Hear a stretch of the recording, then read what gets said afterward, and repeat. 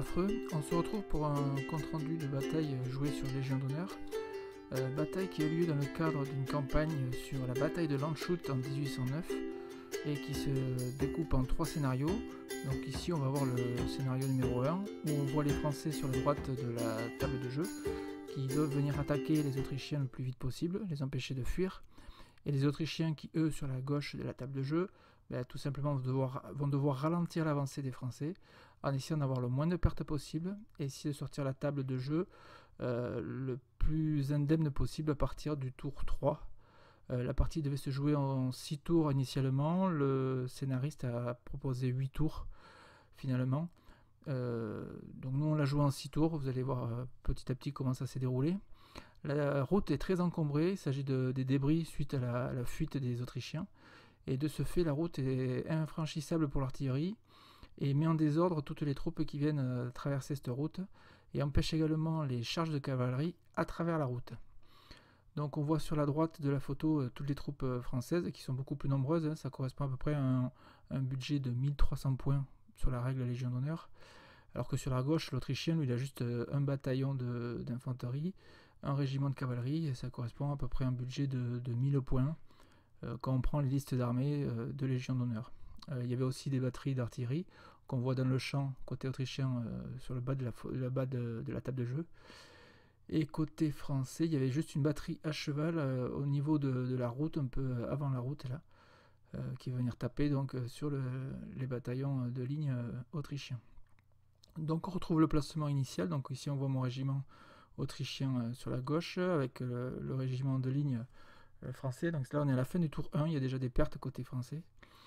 Et on voit ici le bataillon de Landwehr qui constitue aussi un bataillon du régiment d'infanterie. Et ici les 2 canons de 6 livres qui viennent ici sur l'aile droite. Donc un régiment français qui se met en colonne de marche pour venir le plus vite possible essayer de prendre mon aile droite.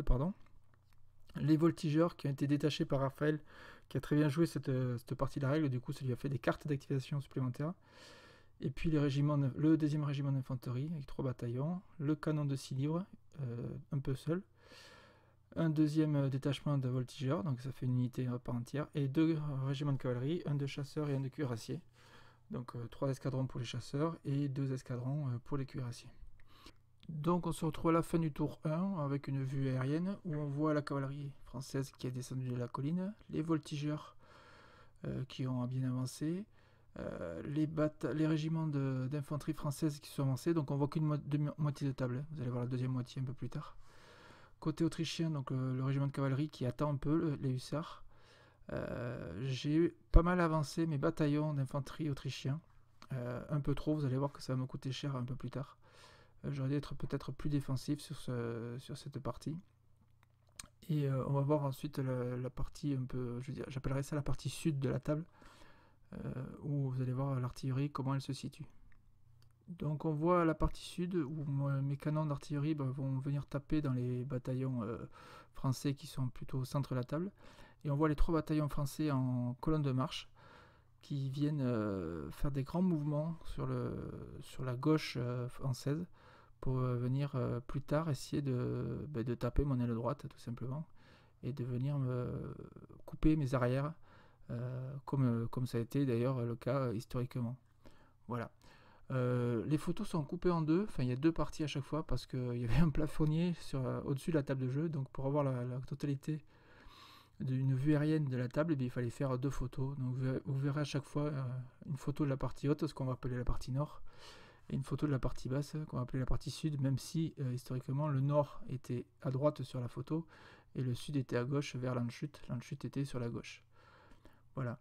On va se retrouver, donc ça c'était la fin du tour 1, on va se retrouver dans quelques secondes à la fin du tour 2, où on va voir donc le français qui continue ses avances, notamment au niveau cavalerie. Je reforme mon régiment de hussards pour essayer d'anticiper la charge. Je prends du tir sur ce régiment, je perds en des pertes, la ligne française prend pas mal de pertes. Et ensuite au centre, j'essaie de constituer une ligne d'infanterie pour venir prendre de flanc ces voltigeurs qui m'ont pas mal embêté, qui ont fait beaucoup de dégâts au niveau de la Landwehr et qui m'ont fait beaucoup de pertes. Les colonnes françaises continuent à avancer, mais le problème c'est qu'il ne peut pas charger dans cette formation. Et du coup, il va subir des tirs à très très courte portée dans quelques tours. Malgré ça, il va quand même bien m'embêter, notre ami français. Donc les voltigeurs, ce que je vous disais, hein, qui tirent sur mes landwehr, qui vont leur faire beaucoup de dégâts. Et ici, on voit les bataillons qui continuent à avancer, qui ont du mal à traverser, parce que dès qu'on traversait, on passait en désordre, ce qui est assez pénalisant dans cette règle.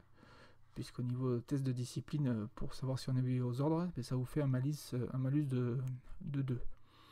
Donc voilà, on se retrouve ici, on voit les mouvements, on voit la cavalerie qui n'a pas trop bougé. Et ici au sud, on voit les bataillons d'infanterie française qui ont avancé. On voit aussi que l'artillerie autrichienne a été réorientée avec un ordre reformation tout simplement, en vue de venir se défendre contre les bataillons français au sud là, qui vont venir essayer de taper l'aile droite autrichienne. On voit aussi le bataillon de landwehr qui est à côté de la maison avec le toit rouge là, qui étaient dans la maison au départ de la partie, qui sont sortis, donc là on est à la fin du tour 2, qui sont sortis en vue de contrer cette avance sur mon aile droite. Alors on s'est trompé sur cette partie de la règle, puisqu'on a fait une sortie, une reformation directe en sortant, alors qu'en fait il faut un tour de plus. Il faut savoir qu'à la Légion d'honneur, vous sortez, ça prend un tour, et ensuite vous devez vous reformer, ce qui vous prend encore un tour. Donc là, on a un peu raté la règle, et on s'est un peu loupé sur ce coup-là. Et on voit bien du coup que les voltigeurs, à côté du champ, là où il y a le coton, sont en train de prendre en enfilade ce bataillon de landwehr sur les tirs, et ils vont leur faire beaucoup de dégâts, ce qui va me coûter assez cher un peu plus tard dans la partie. Donc là on est à la fin du tour 2, et on va voir maintenant la fin du tour 3. Donc nous voici à la fin du tour 3, où les chasseurs sont venus charger les hussards, les ont fait fuir sur un G2D assez fulgurant de Raphaël, comme il en a le secret. Donc les hussards sont partis en fuite. Ici au centre, il n'y a pas beaucoup de mouvement, ça stagne pas mal, ça se tire dessus. Il y a des pertes de part et d'autre, mais surtout chez l'Autrichien. Les voltigeurs sont bien en position, donc ils continuent leur tir et vont venir continuer à faire des dégâts sur la landwehr. Donc on voit bien ici que c'est assez statique, ça bouge pas beaucoup. On voit les chasseurs là-bas au fond qui ont fait partir les hussards. On voit les hussards, il reste quasiment plus rien. Et ici, sur l'aile droite autrichienne, donc je vous disais, les voltigeurs qui vont faire fuir ici la landwehr, parce que la landwehr c'est du conscrit, donc c'est très fragile. Les canons qui vont tirer à mitraille sur les bataillons, et on voit un bataillon qui est complètement percé là, qui est trop en deux, parce qu'il a pris du tir à la mitraille. Mais derrière, le dernier bataillon restant va tirer un fusil sur mes batteries, et il va leur créer aussi beaucoup de dégâts. Donc voilà le canon à cheval qui a aussi tiré sur mes bataillons de ligne, et qui a aussi tiré sur mon régiment de hussards, si je me rappelle bien, ce qui a entraîné tous les dégâts qu'il a subis. Donc il est en fuite complète, on voit, il va rester uniquement une seule figurine sur ce régiment qui est complètement perdu pour la partie. Donc fin du tour 3, où ça commence déjà à sentir le roussi pour l'Autrichien, puisque j'ai perdu un régiment complet de hussards. Le bataillon de landwehr qui part en fuite, qui va être très dur à rattraper, on va le voir un peu plus tard. Ici, donc sur la partie nord, les régiments d'infanterie qui subissent du tir. Je passe un régiment, le bataillon qui est le plus près de la cavalerie française, je le passe en formation bataillon masse. C'est une formation que j'avais jamais testée, c'est un carré plein si vous voulez. C'est une formation typique autrichienne. Ça permet d'avoir un carré plein, mais avec les inconvénients aussi du carré au niveau mouvement. Voilà. On va voir la partie un peu plus basse de la table de jeu, où on voit donc les bataillons français qui prennent du tir, et le bataillon de landwehr, donc, qui est à côté de la maison avec le toit rouge, là, qui part en fuite suite au tir des voltigeurs. Et au tir aussi du dernier bataillon de français, qui est juste à côté du bois, là, vous voyez. Les nuages de fumée le plus en bas de l'image, c'est le dernier bataillon français qui vient aussi tirer sur le landwehr et créer beaucoup de dégâts. Et donc avec pas beaucoup de pertes, le bataillon doit tester, et avec une psychologie assez faible, c'est 5 de base je crois, de mémoire, et vous avez de fortes chances de rater vos tests, et du coup vous partez en fuite. Donc voilà, ici c'était donc la fin du tour 3. Nous voici au tour 4, où ça commence vraiment à sentir mauvais pour l'Autrichien, où on voit ici un bataillon qui part en fuite. Donc on voit toujours la cavalerie française qui commence à se mettre en place en vue de venir taper les flancs de mon armée. Les bataillons s'avancent petit à petit puisque ça s'affaiblit de plus en plus côté autrichien, donc forcément ils vont s'avancer. Donc on voit ici le bataillon masse, comme je vous disais. Le deuxième bataillon masse sur la route aussi, que j'ai formé. Je savais pas trop ce que ça allait donner contre l'infanterie, je me suis formé comme ça pour voir un peu. Les voltigeurs, du coup, qui n'ont plus personne devant, donc se sont avancés. Ça, ce sont des artilleurs qui se sont fait charger, donc ils sont partis en fuite. Une batterie, enfin un canon. Le deuxième canon est toujours là, continue à tirer sur les bataillons français, à faire beaucoup de dégâts. Et le pénaliser pas mal. Et ensuite, ici, on voit toujours les formations françaises qui avancent inexorablement et qui vont vraiment petit à petit prendre le pas sur la partie. Voilà, donc on voit les bataillons masse, ici la cavalerie qui se met en place et qui va tenter peut-être de me charger de flanc.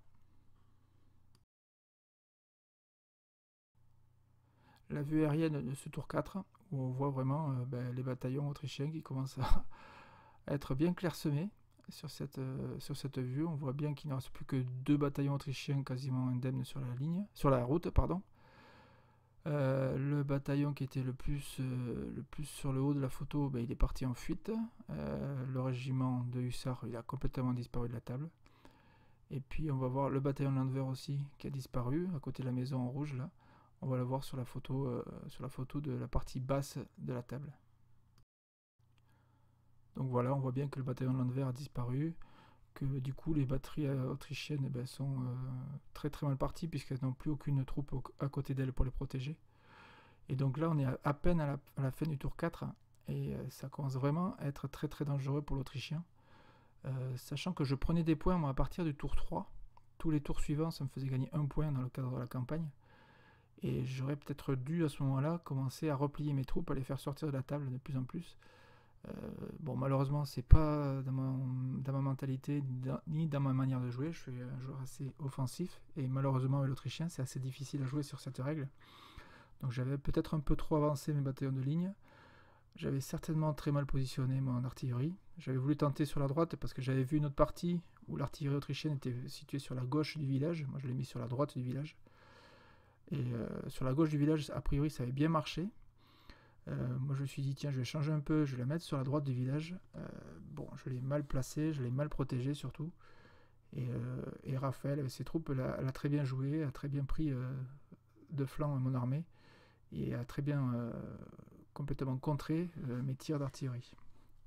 Donc voilà pour la fin du tour 4. Nous voici au tour 5, c'est vraiment le début de la fin pour l'Autrichien. Donc voilà les troupes qui ont été tuées, dissoutes.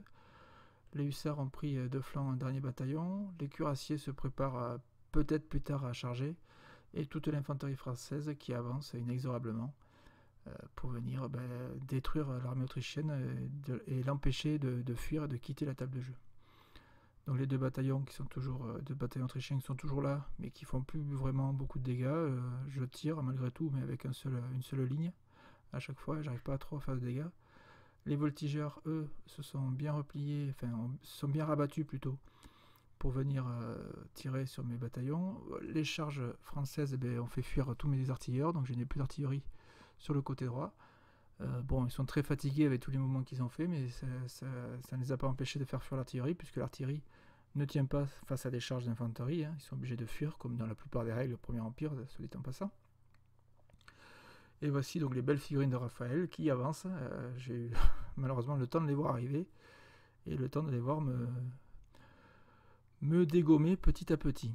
Voilà les beaux cuirassiers qui sont toujours prêts à charger et qui sont très très très dangereux. Donc le bataillon masse, vous voyez, il y a une compagnie qui est à l'écart à chaque fois. Donc voici la vue aérienne de ce tour 5 où on voit vraiment que la partie est quasiment pliée. Les chasseurs français sont quasiment derrière moi. Les cuirassiers sont prêts à me charger, à me couper en morceaux. Et l'infanterie française qui avance sur la droite de l'image.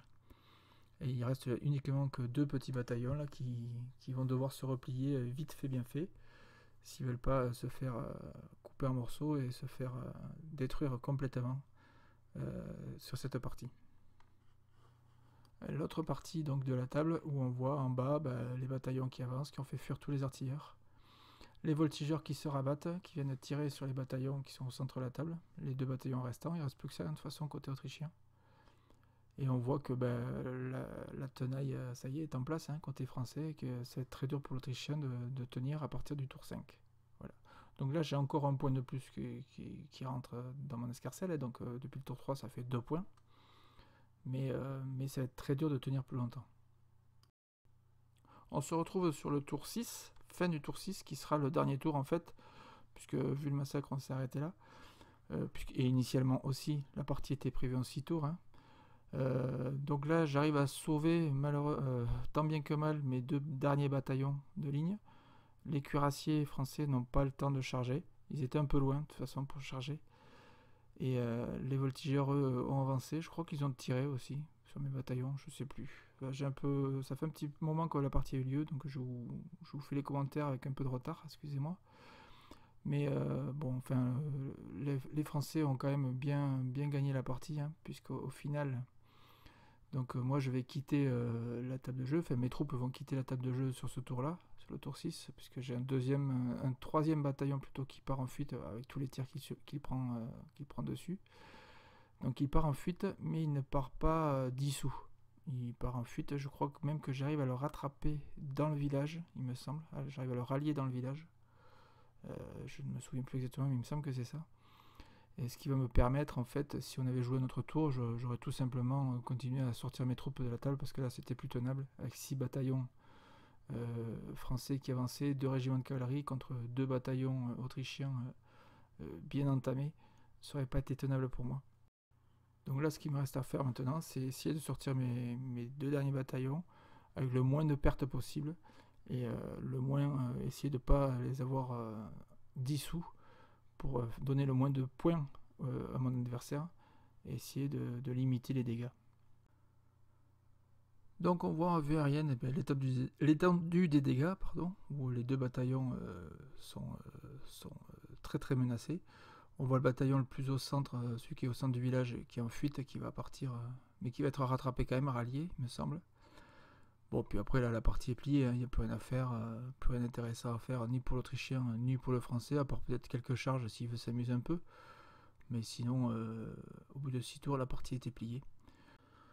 Donc au final, sur ce premier scénario, bien, le Français l'a emporté de 3 points, puisqu'avec le nombre de tours où il a réussi à prendre le village et le nombre d'unités qu'il m'a détruites ou qu'il a dissous, et par rapport moi au nombre de tours où j'ai réussi à tenir le village à partir du tour 3, donc on a un différentiel de 3 points. Donc le Français gagne de 3 points sur ce scénario-là. En termes de comptage de points au niveau de la règle Légion d'honneur, c'est-à-dire si on avait joué ce scénario uniquement dans une partie classique, ça aurait été une victoire majeure française, puisque j'ai plus de la moitié de l'armée qui est quasiment sortie de table au niveau autrichien, et que le Français lui a eu très très peu de pertes. Donc ça aurait été une victoire majeure française. Voilà, ça a été un super scénario. Merci à tous pour avoir suivi cette vidéo. Puis je vous dis à très bientôt pour peut-être le scénario 2 de cette très belle campagne. Allez, ciao ciao les affreux.